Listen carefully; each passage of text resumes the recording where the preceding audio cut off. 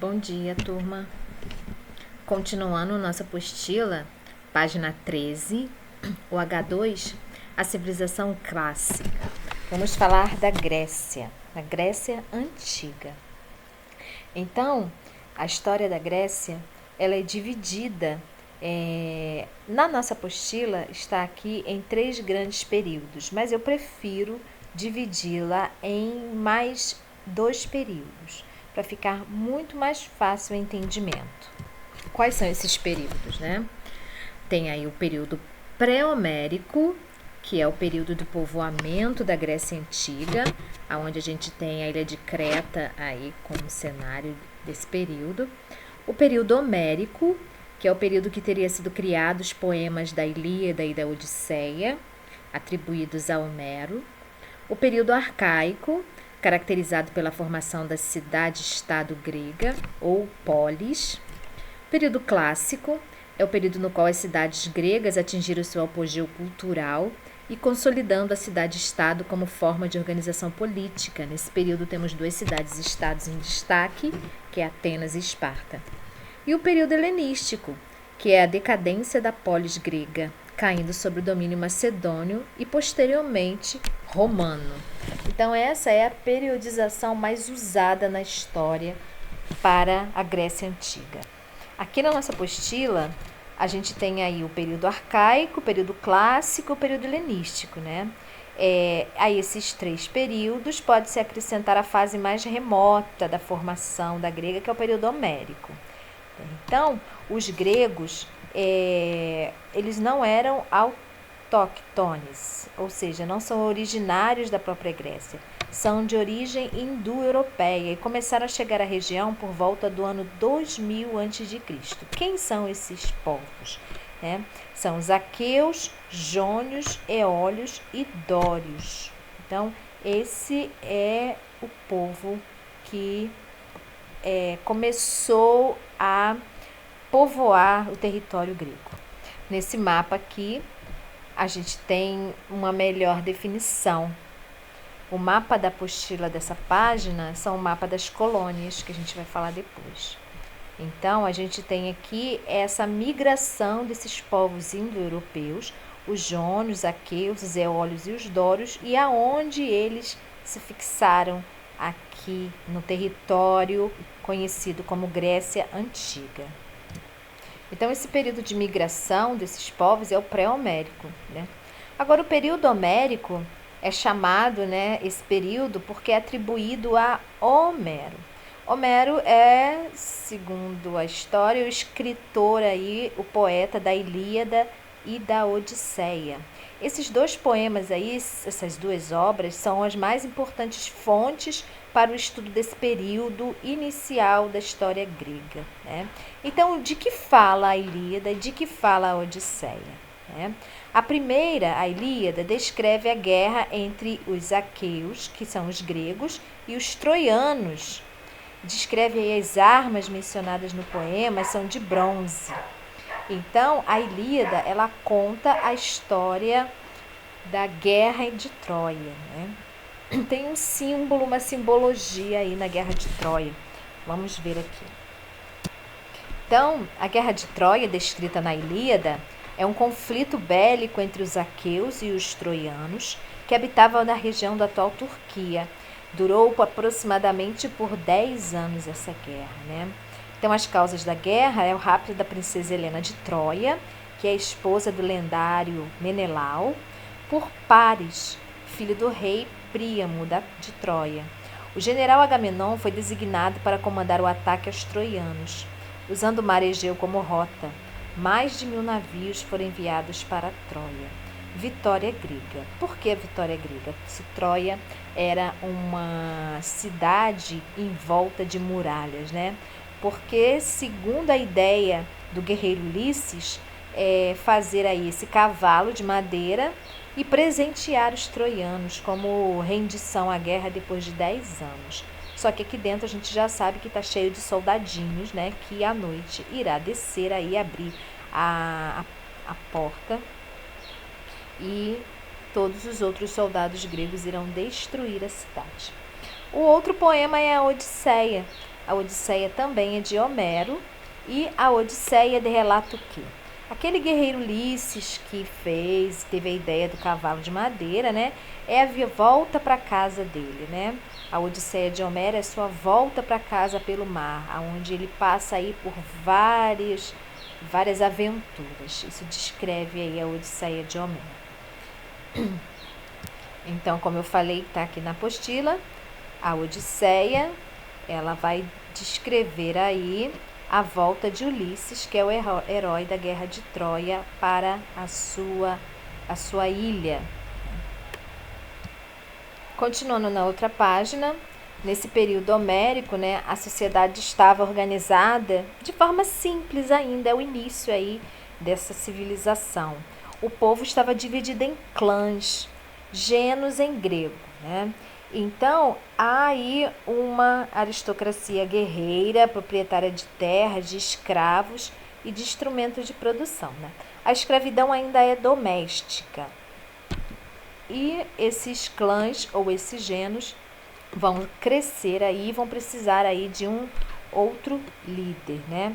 Então, esse líder é chamado aqui de Basileu, que exercia liderança sobre a aristocracia guerreira. Esse líder tinha função religiosa, militar, né? Dirigia cerimônias, sacrifícios religiosos, chefiava as expedições de saque, atividade em comum entre os antigos gregos. Né? Então, esse é o período homérico que acabamos de ver, né? Agora, o período arcaico. O período arcaico é o período da formação da polis, né? A população cresce, precisa aí de maior organização, né? Então, essas monarquias primitivas, né, deram origem às cidades-estados, que é formas mais complexas de organização política. Elas se constituíam em centros urbanos e das terras e aldeias circunvizinhas, né? A polis se multiplicaram com o fim da Idade das Trevas, que seguiu aí a invasão dos dórios. Então, a gente tem uma cidade onde o núcleo da polis é a Acrópole, que é a construção em altos dos morros, tinha função militar, faziam aí cultos religiosos, porque estava o templo, e havia aí uma cidade fortificada, né? Então, a Acrópole é a parte alta da cidade, onde tem as residências dos basileus e das famílias da aristocracia.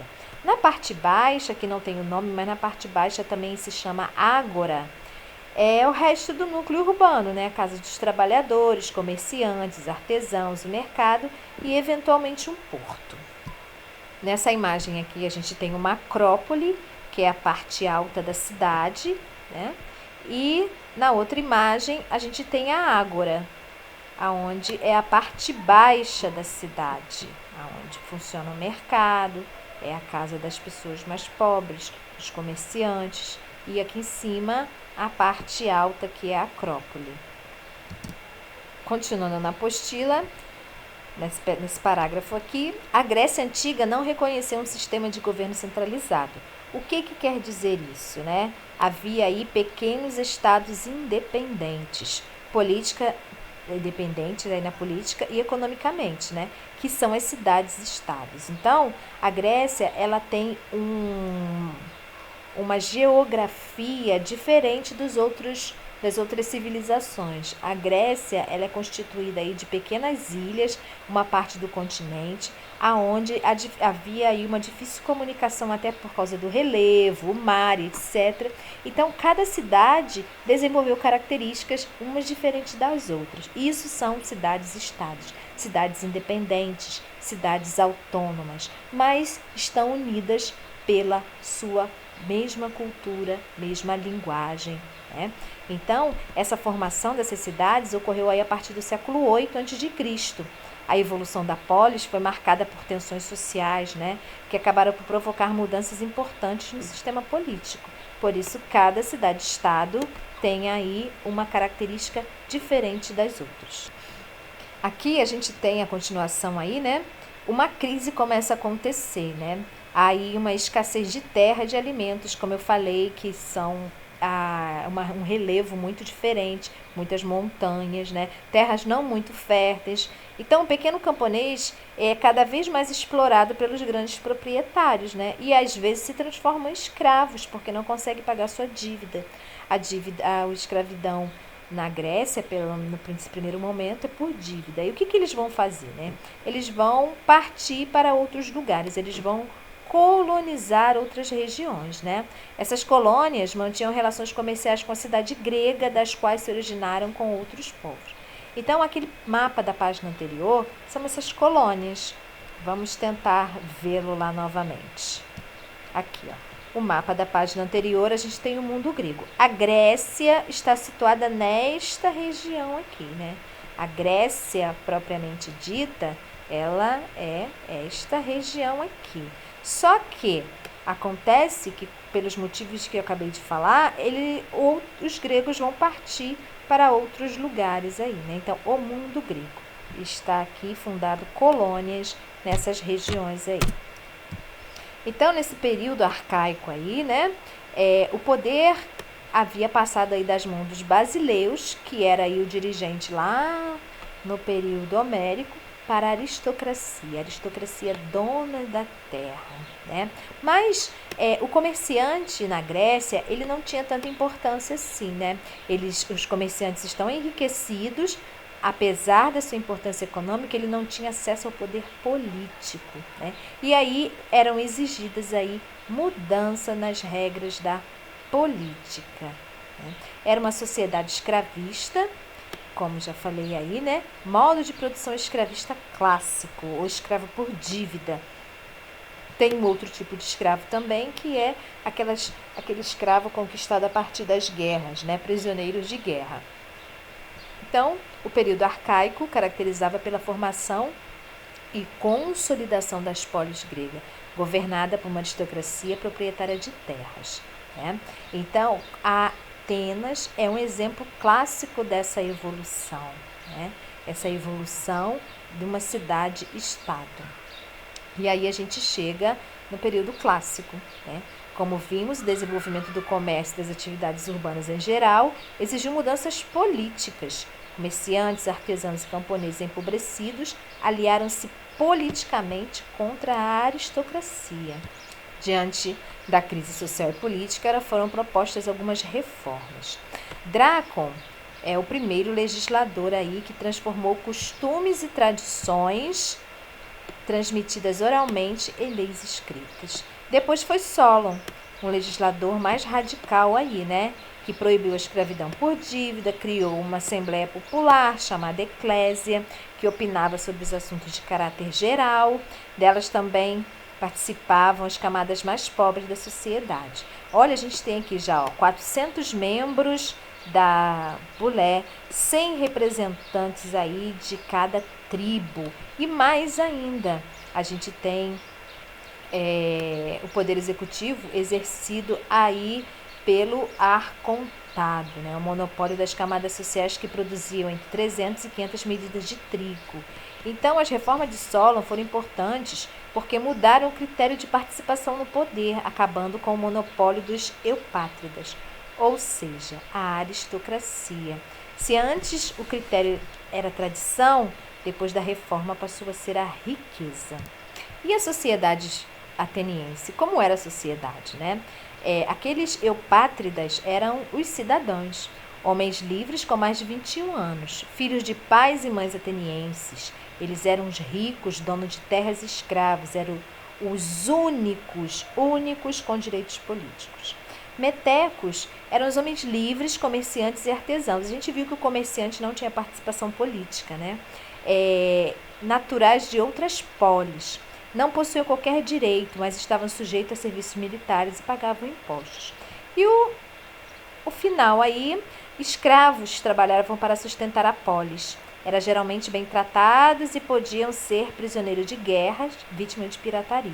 O restante, 20%, eram as mulheres e filhos de cidadãos.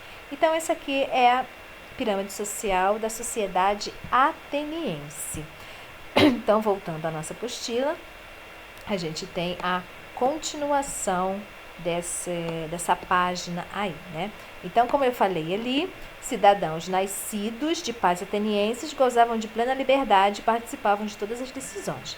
Metecos eram os estrangeiros que dedicavam ao comércio e que não gozavam de direitos políticos. E escravos, comprados ou aprisionados nas guerras, né? Era fruto da mão de obra escrava tudo que se produzia na Grécia. Então, a democracia ateniense era um privilégio de cidadãos, ou seja, cerca de 50 mil homens, né?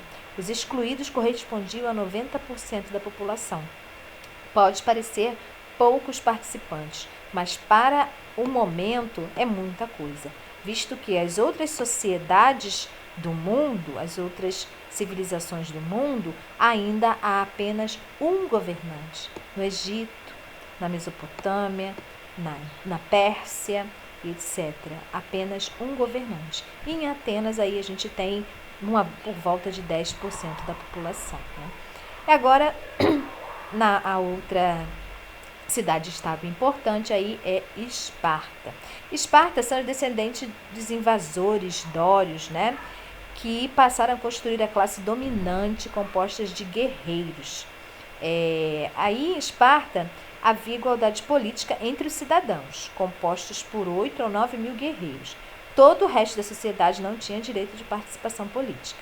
Então, a característica principal de Esparta é formar guerreiros. A característica principal de Atenas é a democracia. Então, a sociedade espartana era militarista. Os espartanos eram os mais disciplinados guerreiros gregos. Né? E o medo de Atenas se superar Esparta, né? Ele cria aí a Liga do Peloponeso para lutar pela hegemonia da região. E como era a sociedade espartana? Então, Esparta foi uma das principais cidades-estados, né? Fundada pelos dórios, povos violentos, por isso eles são aí uma sociedade militarista. Né? Então, a gente tem os espartanos ou cidadãos, nesse topo da pirâmide, 5%, os periecos, 10%, que são os estrangeiros, e os ilotas, que são os escravos, 85%. Vejam que o número de ilotas são muito grande, né? Então, é essa sociedade espartana. Nesse período clássico acontece uma guerra entre os gregos e os persas, chamadas de guerras médicas. Mas por que os gregos acabaram vencendo? Né? Porque a gente tem aí os melhores guerreiros do momento, né? São os espartanos. Para vocês terem uma ideia do tamanho do Império Persa, o Império Persa é toda essa parte em abóbora, né? Ele pega aí o Oriente, a Mesopotâmia, que tem os rios Tigre e Eufrates, a Ásia Menor, o Egito, e a ideia dos persas era conquistar esse verdinho aqui, ó, os gregos, a Grécia, né, para a expansão do seu território. Mas as guerras médicas, a Grécia vai unir suas forças, né, nas cidades-estados e vai conseguir ganhar o Império Persa. Em várias batalhas, acontece aí várias batalhas. A gente tem até um filme, né? O filme 300, que passa aí nesse momento aí das guerras médicas. Então, os gregos acabaram vencendo o gigante oriental por causa da expansão territorial enorme que ele tem aí, né? Então, para combater os persas, os gregos formaram a Liga de Delos, que é uma confederação marítima de várias cidades sob a liderança de Atenas. As ações militares vitoriosas contra os persas aumentaram o prestígio de Atenas. Então, foi por isso que Esparta faz a Liga do Peloponeso, né, para poder aí não deixar Atenas se sobressair depois da vitória das guerras médicas. Então, a democracia de Atenas vai passar aí por alguns legisladores, né?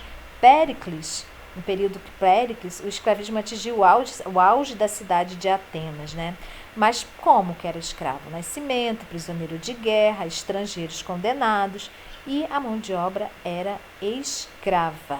Isso não tenha dúvida. E foi nesse período que o esplendor da cultura ateniense chegou atingiu o seu maior esplendor, né? Atingiu a cultura, a filosofia, as obras de arte. Grandes artistas desse período clássico acontece aí nesse momento, né? Então, essa democracia valoriza a coletividade e condena a individualidade.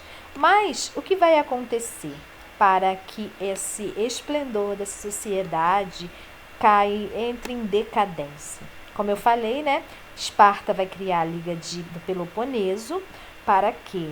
Para tentar impedir Atenas de continuar aí com a hegemonia no território. Então, vai haver uma guerra de gregos contra gregos, de guerra do Peloponeso, né? Infelizmente, por questões aí internas, a Grécia vai começar o seu fim. As cidades-estados vão guerrear umas contra as outras, né? Na guerra do Peloponeso. E isso vai fazer com que elas se enfraqueçam internamente. Então, aqui tem o enfraquecimento das duas principais cidades gregas, permitiu uma breve hegemonia de Tebas, que é uma outra cidade-estado bem pequena, né? O resultado final desse conflito interno foi o esgotamento das cidades-estados, pois acabaram se envolvendo toda a Grécia, levando o fim da polis. E um império bem pequeno, né? Socialmente mais atrasado do que cidades gregas, a Macedônia tinha a vantagem de ser unificada politicamente. Primeiro, Felipe II, que era o rei, ele conseguiu aí invadir as cidades gregas, né? E dominou a Grécia. Primeiro, Felipe II. Depois que o Felipe II morre, Alexandre vai continuar aí a expansão territorial do seu pai, né? Foi com essa força greco-macedônia que Alexandre, filho de Felipe II, pôde, a partir de 334, conquistar um imenso território, principalmente o Império Persa, aquele império que a gente acabou vendo lá nas Guerras Médicas, foi conquistado por Alexandre, né? Os exércitos de Alexandre chegaram até a Índia. Quando morreu, bastante jovem, seu império foi dividido pelos seus diádocos, quer dizer, pelos seus generais. Para a gente ter uma ideia, aqui está o Império de Alexandre, a Macedônia é este pedacinho aqui, aqui embaixo é a Grécia, aqui em cima é a Macedônia está no norte da Grécia. Então, ele irá conquistar a Grécia e irá conquistar todo o território da Pérsia, chegando próximo aí à Índia, né? Então, esse é o Império de Alexandre. O Alexandre o Grande morreu com 33 anos. Depois de sua morte, como eu li lá, né? Todo esse império foi dividido em partes para os seus generais. Mas o importante disso tudo é que Alexandre, ele não deixou morrer a cultura grega, né? Por isso a gente chama aí o período do helenismo, né? O Império de Alexandre deixou um importante legado cultural. Ele permitiu a fusão da cultura grega com a cultura oriental. O resultado dessa fusão foi a manifestação cultural que conhecemos como helenismo. Isso que é o importante, né? Mas o legado grego a gente tem aí na cultura. Quais são o legado grego aí, né? A religião grega, onde a gente tem esses politeísmo, né? Vários deuses, a crença em vários deuses, aqui tem alguns exemplos. O esporte nos Jogos Olímpicos, né? A filosofia com Sócrates, Platão, Aristóteles, o pensamento crítico, além da democracia ateniense também, né?